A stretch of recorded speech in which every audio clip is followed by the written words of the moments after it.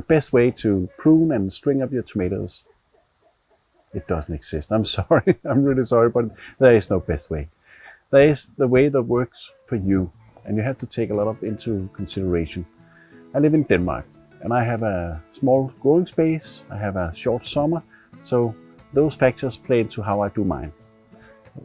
If you want to, I'm going to show you how I do it, and perhaps you can get a little inspired. Welcome.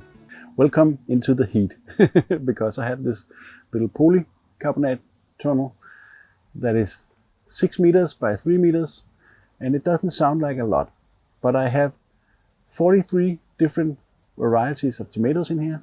I have 79 plants growing right now, and to make all that possible, I have to string them up in a pairs.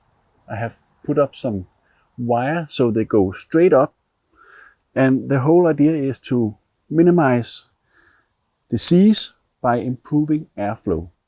And the way I do that is I cut off all the lower leaves up to the first tomatoes. And when I harvest the first tomatoes, I continue pruning upwards. So by the end of the season, I have tomatoes that are pruned up to here. Generally, there are two types of tomatoes. There are the determinates and the indeterminates. The determinates are like this one. It's Tiny Tim. And Tiny Tim, he knows from start how much he will grow and how big he will be. Not much more than this, but the indeterminates, they don't know that. They just keep on expanding and vining and growing. And if I were to allow my indeterminate tomatoes inside to just bush out, they would grow insane, and I would only have room for about 10 of them. So I have to prune them very tightly, remove all suckers or side shoots, so I have one main stem going up a string. Come inside, I will show you how I do mine. First, you have to recognize the side shoots. I have a stem I have stringed up here. There is some branches, some tomatoes coming off, the stem going up, another branch, and in the corner of these branches, there you have the side shoots. If I don't pick this off, it will develop into a new stem going that direction.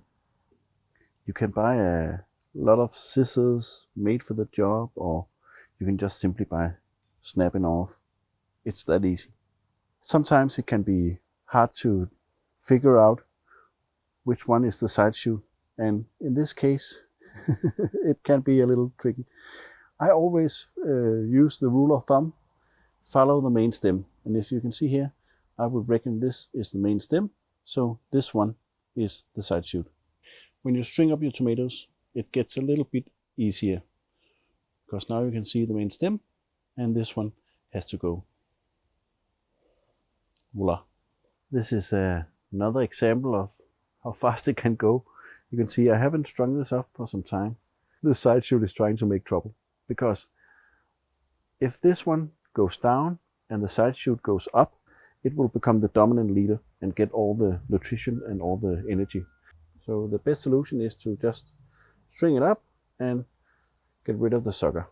The reason why I do this is because it's easier to see if the fruit is ripened or what is happening.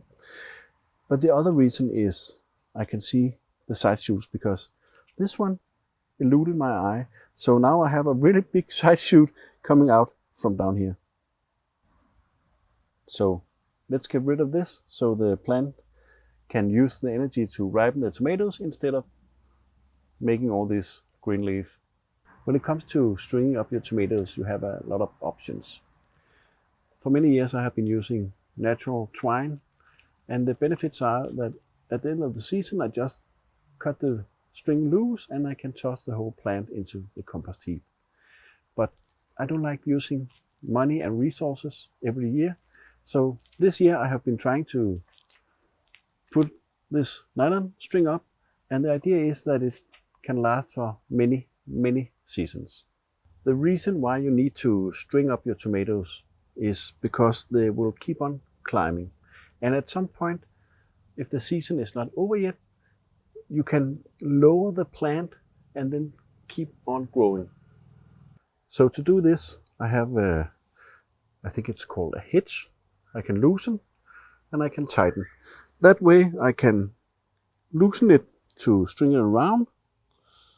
And then when I'm satisfied, I just tighten the knot. The good thing with this hitch is that when the season is over, I can just undo it. And that's that. When you have to do it, you just make a loop, put it there, go one time round, marry, and another time. Then you take this one, put it inside here. Then you can see it's forming. Just have to tighten it up.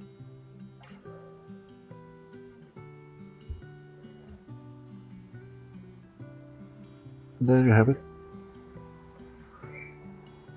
It's that easy. And if you're not satisfied, you can just do it again. So make one of this, one time round, you can tighten it. 2 times round, make another loop, put it inside, and good to go.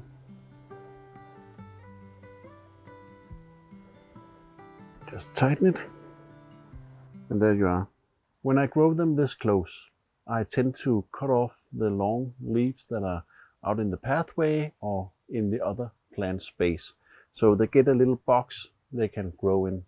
The good thing with side shoots is that if they're quite big, you can just put them in water when you have pinched them off, and they will start to develop roots, because the stem is always trying to make little roots, and you can see the little white things coming off. So if you have a plant making a lot of side shoots in the early spring, you can just pinch them off, put them in water, and then you'll soon have more tomato plants. That's also why people tend to bury the stems very deep when they plant out the tomato plant, because it will create more roots. I'm not sure that is the best way, because if I bury them too deep, then the root ball is in some bad soil and it takes a lot of time to develop new roots. So this year I have planted out very small young plants, about 10 centimeters deep, and it looks like it's going okay. Another thing I don't do is to bury the string around the root ball, because I don't see the reason for it. I just make a wide loop at the base of the plant and then turn it around a few times. And when the time comes when the plant needs the support, it holds. Another thing I tried this year is tomato clips. They are widely popular, and the problem is that it's another source of plastic and metals in my greenhouse I don't want, and I'm afraid they will choke the tomato plant because they're not that big. And if I just make a loop and turn it around the tomato plant, it works just as well. The best growing tip I will give you is to experiment. Try out new things. See if it works for you or not. I have an idea that burying tomato plants very deep is not the right way to go, for me at least. So I have 2 identical plants. One is buried very deep, and the other is very shallow, and I'm looking forward to see if there is any difference. You also have to take into consideration your little microclimate, because I live in the middle of Sealand, and perhaps somebody living near the coast are having another issue. Perhaps they have strong winds. I'm a little more shielded.